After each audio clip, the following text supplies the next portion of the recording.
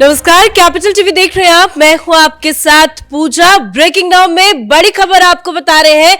CAA पर बयान देना अरविंद केजरीवाल को महंगा पड़ता नजर आ रहा है। सबसे पहले आपको तस्वीरें दिखाते हैं। ये तस्वीरें केजरीवाल के घर के बाहर की तस्वीरें हैं, जहां शरणार्थियों ने अरविंद केजरीवाल के खिलाफ विरोध प्रदर्शन किया है। भारी संख्या में यहां शरणार्थी पहुंचे हैं और केजरीवाल के बयान को लेकर जमकर गुस्सा दिखाया है। केजरीवाल से माफी मांगने की बात की जा रही है। केजरीवाल को बयान वापस लिए जाने की मांग की जा रही है। वहीं एक और बड़ी अपडेट ये आज की सामने आई है कि अरविंद केजरीवाल ने दिल्ली के राउज एवेन्यू कोर्ट के समन को सेशन कोर्ट में चुनौती दी है। तो कैसे चारों तरफ से फंसते नजर आ रहे हैं केजरीवाल, बताएंगे आपको। मेरे साथ जुड़े हैं कैपिटल टीवी के editor in chief doctor Manish Kumar. पहले इस तस्वीरों पर चर्चा कर लेते हैं। भारी संख्या में केजरीवाल को विरोध का सामना करना पड़ रहा है। क्या केजरीवाल अपना बयान वापस लेंगे? देखिए, केजरीवाल हिंदुस्तान की राजनीति का नटवर लाल है और वो बयान वापस नहीं लेता, पैर पकड़ के माफी मांगता है जब उसके खिलाफ कोर्ट में लोग अवमानना का केस करते हैं। शातिर व्यक्ति है, झूठ इतनी सफाई से बोलता है कि सच आप जानते भी होंगे, आपको सेल्फ डाउट हो जाएगा, आपको हकीकत का पूरा अंदाजा होगा, सब कुछ मालूम होगा। लेकिन होगा ये इतनी बहादुरी से, इतना कॉन्फिडेंस से ये झूठ बोलता है कि आप उसके चक्कर में फंस जाएंगे। आपका सच भी खुद आपको झूठ लगने लगेगा। तो ये तो केजरीवाल की कहानी मैंने बता दी। धरना प्रदर्शन जो हो रहा है वो बिल्कुल जायज हो रहा है। क्यों? क्योंकि आपने हिंदुओं और सिखों को कह दिया बलात्कारी, चोर, डकैत। आपने उन्हें एंटी सोशल एलिमेंट बता दिया। किस आधार पे? किसने तुमको जज बना दिया है? और जो बातें तुमने कही, तो आधार झूठ, और उस झूठ के आधार पे तुमने कहानी बना दी। ऐसे कह रहा है कि जैसे सीए के आने के बाद कोई दरवाजा खुल जाएगा, 1.5 करोड़ लोग अंदर आ जाएंगे, वो आपके घर के बाहर झुग्गियां बना लेंगे, वो आपकी नौकरी खा लेंगे, वो बलात्कार करेंगे, वो चोरी करेंगे, वो डकैती करेंगे। यही कह रहा था ना। तो अमित शाह सवेरे सवेरे उन्होंने दिया करंट 440 वोल्ट का। वैसे मैं बता दूं, एक और विपत्ति उसके सर पे मंडरा रही है। केजरीवाल ने कहा है कि अभी कुछ देर बाद वो प्रेस कॉन्फ्रेंस करने वाला है। मैं केजरीवाल को थोड़ा बहुत समझता हूं, वो प्रेस कॉन्फ्रेंस में क्या बोलेगा वो भी मैं अभी आपको ही बता देता हूं। कारण क्या है कि ये अमित शाह ने आज करारा जवाब दिया और सही बताया। भाई, तुमको कानून नहीं मालूम है, तुमने पढ़ाई नहीं की, आप किस तरह के पढ़े लिखे कमिश्नर हो कि तुम हर चीज में झूठ के आधार पर ही तो अपने आर्गुमेंट देते हो। सीए का कानून साफ साफ कह रहा है 31 दिसंबर 2014, उसके पहले जो लोग आए हैं उन्हीं को इस कानून का फायदा होगा। अब आप ये समझिए, ये क्या कह रहा है? ये कह रहा है कि अब दरवाजे खुलेंगे, 1.5 करोड़ शरणार्थी आ जाएंगे, हिंदू सिख। बाबा, वो लोग आ गए। मूर्खों की जैसी बातचीत करना बंद करो, लोगों को बरगलाना बंद करो। जिन लोगों को सीए के तहत नागरिकता दी जाएगी, they are already there in India, और आप कह रहे हो कि वो क्या क्या कर देंगे। भाई, ये बात बताओ, अपने ताहिर हुसैन के बारे में तुमको मालूम है?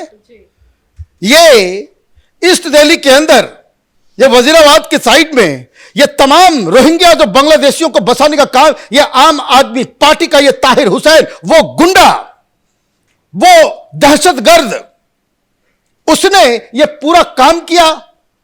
वही शाहीन बाग भी चला रहा था। रोहिंग्या जो बांग्लादेशी मुसलमान के बारे में बोलने में इसकी जीवे के ऊपर जो है ना बर्फ जम जाती है, डर समा जाता है। तुम अपने एक्सपीरियंस से बता रहे हो कि जिस तरह से बांग्लादेशी और रोहिंग्या दिल्ली के अंदर में रेप भी कर रहे हैं, एंटी सोशल एलिमेंट काम में भी जुड़े हुए हैं, उनके ऊपर कार्रवाई भी होती है, ये पकड़े भी जाते हैं, और तुम फोन कर करके इन लोगों को बचाने का जो काम करते हो, उसी के आधार पर तुमने सिखों और हिंदुओं को बलात्कारी, चोर, डकैत बता नहीं क्या क्या बता दिया। जाने दीजिए, जरा अमानतुल्लाह खान से पूछो। ये न्यू फ्रेंड्स कॉलोनी के उस साइड यमुना किनारे आपने रोहिंग्यास की पूरी बस्ती बसा दी है। ये अमानतुल्लाह केजरीवाल का, खैर ईडी अभी उसको गिरफ्तार करने वाली है दूसरे केस में। ये सारे के सारे लोग, वो वोट बैंक की राजनीति नहीं है। वो क्या वहां पे भजन कीर्तन कर रहे हैं? उसके लिए तुम घर बना। रोहिंग्यास मुसलमान और बांग्लादेशी इलीगल माइग्रेंट को बसाने का काम, उसको राशन कार्ड देने का काम, उसको इलेक्शन कार्ड देने का काम, उसको वोटर लिस्ट में जोड़ने का काम, उसको मकान देने का काम, यह काम तो आम आदमी पार्टी दिल्ली में कर रही है। तो फिर किस हैसियत से, तुम्हारी हिम्मत कैसे हुई? इस जो भीड़ जो है, इस भीड़ के अंदर में पाकिस्तान से आए हिंदू और अफगानिस्तान से आए सिख कौम के लोग हैं। ये सारे के सारे तुमको बलात्कारी नजर आ रहे हैं। ये सारे के सारे तुमको चोर नजर आ रहे हैं। ये ऑलरेडी दिल्ली के अंदर में एक भी ऐसी वारदात आप बता दो कि जिसमें अफगानिस्तान से आए सिख या पाकिस्तान से भगाए गए या पाकिस्तान से मजबूरन अपनी सारी संपत्ति को छोड़ के हिंदुस्तान में आए लोग, एक भी केस ऐसा बता दो जिसमें इसका इन्वॉल्वमेंट है। 1000 केस में बता दूंगा कि जिसमें रोहिंग्यास और बांग्लादेशी मुसलमानों की तरफ से इलीगल काम किया गया हो। तो आपको जो मनाएगा, आप जो है इस तरह के बकवास आप पब्लिकली कर देंगे। लेकिन ये जो तस्वीरें हम दिखा रहे हैं, देखिए लिखा है किसी ये कानून पर भ्रम मत फैलाओ, जनता को सच बताओ। लेकिन केजरीवाल जनता को बार बार झूठ बोल रहे हैं, भड़का रहे हैं। कल का बयान था जिसको लेकर ये विरोध प्रदर्शन हुआ, उसके बाद सुबह सुबह अमित शाह ने भी बयान का पलटवार किया, फिर केजरीवाल सामने आ गए, फिर भड़काने लगे। देखिए, भड़काने का काम इसलिए क्योंकि अब उनको वोट चाहिए, वोट बैंक की राजनीति करनी है। इनको जो है वो चुनाव जीतना है। अब यहां पे ये सारे लोग अगर ये वोटर बन जाएंगे तो फिर तो दिक्कत हो जाएगी इनको।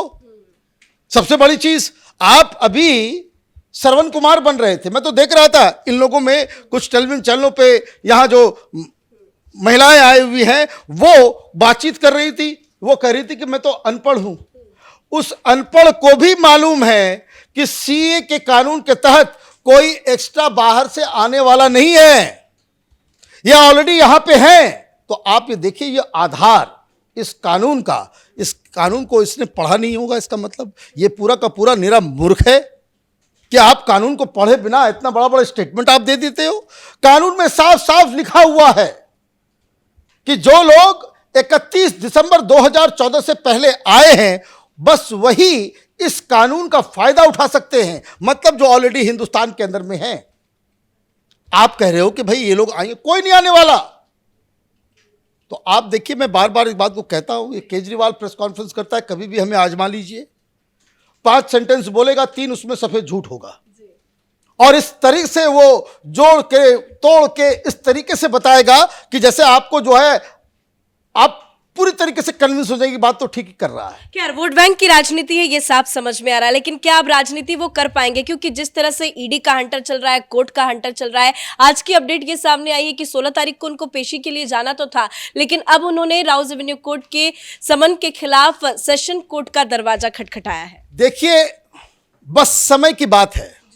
ये केजरीवाल, ये सेशन कोर्ट जाए, हाई कोर्ट जाए, सुप्रीम कोर्ट जाए, यूएन चला जाए, एमनेस्टी इंटरनेशनल चला जाए, दुनिया में कहीं भी चला जाएगा, ये इस शराब घोटाले में गिरफ्तारी से बच नहीं सकता है। सिंपल सी बात है।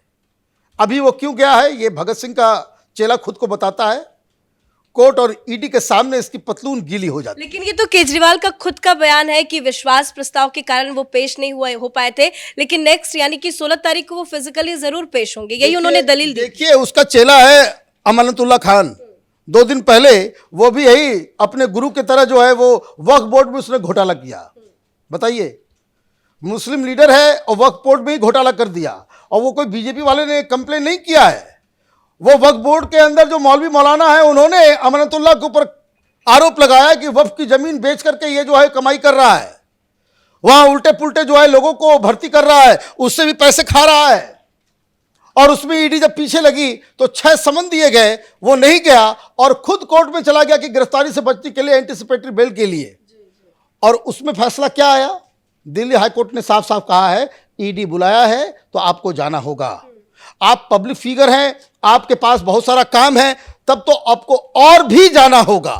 पब्लिक फिगर और जो हाई कोर्ट का जो फैसला है उसमें साफ साफ लिखा गया है कि अगर इन्वेस्टिगेटिंग एजेंसी आपको बुलाती है और आप उसमें जाते हैं, वो भी अपने आप में एक पब्लिक सर्विस है। तब तो आप कहीं भी जाए, सेशन कोर्ट में वो गया है कि नहीं 16 तारीख को जो बुलाया गया है मुझे फिजिकली प्रेजेंट नहीं होने, उससे बचने के लिए भाई क्यों डर रहे हो? कट्टर ईमानदार हो, घोटाला झूठा है, तो वहां जाकर के ईडी के सामने जाकर के जवाब तलब करने में क्या मतलब, आपको डर क्यों लग रहा है? तो देखिए, ये जो है बकरे की अम्मा कब तक खैर मनाएगी, ये कहानी है। बस वही है, केजरीवाल दिन गिनते जाइए। मैं तो बार बार कह रहा हूं, 4 दिन की चांदनी फिर अंधेरी रात।